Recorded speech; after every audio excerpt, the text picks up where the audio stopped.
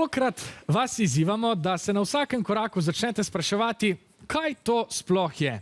Sprašujete in hkrati raziskujete vse, kar je okrog vas. To počne tudi doktorica Tina Bilban v knjigi Kaj sploh je to? Brala sva z Gajo in to je njen pogled na prebrano. Kaj sploh je domišljija, dojenček, mikrob, vzorec, barva, umazanija? O vsem tem in še več bereva z Gajo v knjigi Kaj sploh je to?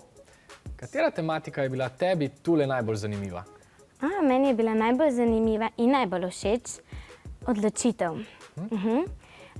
V bistvu veliko sem že vedela o odločitvi, ampak nikoli nisem razmišljala, da bi na mojo odločitev vplivalo okolje. Naprimer, grem gledat televizijo in mi zapaše čokolada. Grem pogledat v omaro, če je mogoče kaj čokolade, pa ni nič. Samo arašidi so. Torej, moja odločitev je, ali bom pojedla ali pa ne. Moja odločitev je vplivalo okolje. Naprimer, mami, ker ni kupila čokolade. Ali pa ti name, da se mi je zdaj tako zahotela čokolada. Podobno, kot si zdaj opisala svojo zgodbo, so v knjigi tematike predstavljene skozi osebne zgodbe glavnih likov. Kateri so to? Miha, ki je v vsaki zgodbi, njegova sestra Nataša, ki je zelo pametna, in Sanja, ki je od Miha v bistvu skoraj soseda. Vsi so zrasli na zelniku avtorice Tine Bilban, ki je danes tudi v najini sredini. Dobesedno. Tina, lepo pozdravljena. V knjigi opišeš ogromno pojmov, mene pa zanima, zakaj sploh je pomembno, da vse te stvari poimenujemo. Živjo, po moje to, kako poimenujemo stvari, pomembno vpliva na to, kako razumemo svet okrog sebe, pa kako delujemo. Po eni strani so poimenovanja pomembna zato, da lahko komuniciramo z drugimi in posredujemo svoje znanje, pa izkušnje in posredujemo svoje mnenja. Po drugi strani pa mislim, da to, kako poimenujemo neko stvar, lahko tudi vpliva na to, kako jo mi razumemo, kakšen pomen ima za nas. Ja, se strinjam.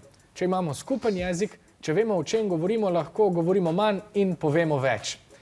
Ker smo v božično-novoletnem času, ne moreva mimo daril in darilo je tudi en izmed pojmov opisanih v knjigi. Kako si ga ti razumela? V bistvu sem to razumela, da je to neka stvar, ki nekomu podariš, ki ga ima zelo rad. Naprimer, ko je moj brat žalosten, mu vedno pripravim neko darilo, pa tudi, če je to samo ples, petje ali pa samo objem. Pa nikoli ne zahtevam, da se mi zahvali, ker že to, kar naredim, mi je zelo všeč. Ja, se strinjam. Tudi meni je pozornost velikokrat najlepše darilo. Najboljše darilo pa po mojem sploh ni tisto, ki je največje, ampak tisto, ki je najbolj iz srca. In tako, Gaja, je tudi tvoj obisk danes bil prav posebno darilo. Hvala. Hvala. Vprašanje se glasi takole. V pogovoru uporabljamo skupne pojme. Kakšen je namen poimenovanj, ki ga opredeli avtorica? A. Spoznavanje vzročno-posledičnih odnosov. B. Usmerjeno ustvarjanje mnenj. C. Varovanje govornega aparata. Ali D. Izmenjava stališč. Kaj pravite? Govorila je kao, kad ni kupila, pa to je to kao... To uvedlo posledice. Ja, damo.